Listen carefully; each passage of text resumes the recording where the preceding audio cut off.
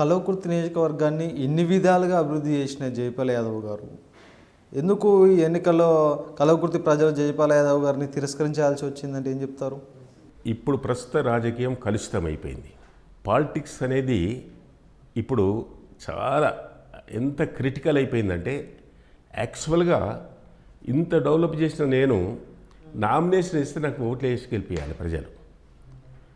నేను ప్రతి వారంలో ఒక 50 మందికి CMRF చెక్లు ఇచ్చేది, ఎల్ఓసీలు ఇచ్చేది.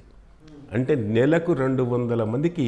అసలు ఏంటి మీరు ఓడిపోవడానికి గల కారణాలు ఏంటి? అసలు మీ క్యాడర్ సరిగ్గా పనిచేయలేదా, లేకపోతే మీ వ్యూహాలు పంచలేదా? అంటే మాకు ఇంటి పోరు ఎక్కువైపోయింది. మా పార్టీలో ఉన్నటువంటి ఎమ్మెల్సీ 2 సార్లు ఎమ్మెల్సీగా తీసుకున్నటువంటి కసిరెడ్డి నారాయణ రెడ్డి అత్యాశతోటి దురాశతోటి ఆయన మళ్ళీ టికెట్ కావాలని అడిగాడు. ఆయనకి 5 ఏళ్ళ టైం ఉన్నది. ఇంకా అధిష్టాన వర్గము నాగర్ కర్నూలు పార్లమెంట్లో 7 అసెంబ్లీ స్థానాలుంటే 2 రాజ్యాంగపరంగా ఎస్సీలకు కేటాయించబడ్డాయి, ఆలంపూరు అండ్ అచ్చంపేట. 5 ఉన్నాయి. 5 4 రెడ్లే ఉన్నారు. గద్వాల రెడ్డే ఉన్నాడు, తర్వాత వనపర్తి రెడ్డే ఉన్నాడు, నాగర్ కర్నూలు రెడ్డే ఉన్నాడు, కొల్లాపూర్ రెడ్డే ఉన్నాడు. ఒక కల్వకుర్తే నేను బీసీని, ఈ బీసీది కూడా ఓసీ కావాలంటారు. అప్పుడు కేసీఆర్ అన్నాడు, ఇవన్నీ మొత్తం ఇస్తే ఏకపక్షంగా పోతాయి కదా, ఎట్లా అని చెప్పి అంటే ఆయన మా పార్టీని విడిచిపెట్టిపోయి కాంగ్రెస్ పార్టీ టికెట్ తీసుకున్నాడు. టికెట్ తీసుకొని విడిగా ఎడ్యుకేషనల్ ఇన్స్టిట్యూషన్స్ ఉన్నాయి, భూముల బిజినెస్ ఉంది, విడిగా మొత్తం కూడా డబ్బులు ఖర్చు పెట్టి. అంటే ఇప్పుడు కసిరెడ్డి నారాయణ రెడ్డి గారు డబ్బులు పెట్టి ఖర్చు పెట్టినా అంటున్నారు, మరి మీరేం ఖర్చు పెట్టలేదా ఎలక్షన్లో? మేము మామూలుగా పెట్టాము.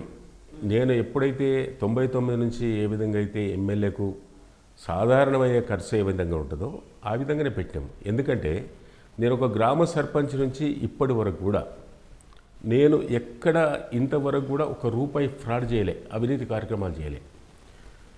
నేను మా నియోజకవర్గ ప్రజలే దేవుళ్ళు, మా నియోజకవర్గమే దేవాలయం అనే ఆ విధంగా బీదవాళ్ళే దేవుళ్ళు, సమాజమే దేవాలయం విధంగా పనిచేసినాను వాస్తవంగా.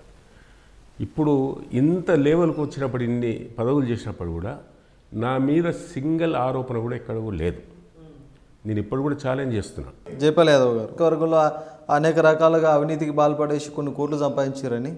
అవినీతి ఏం పాల్పడా ఛాలెంజ్ చేస్తున్నాం, బయటికి రమ్మని చెప్పండి. ఎవరంటారో నేనే ఛాలెంజ్ చేస్తా.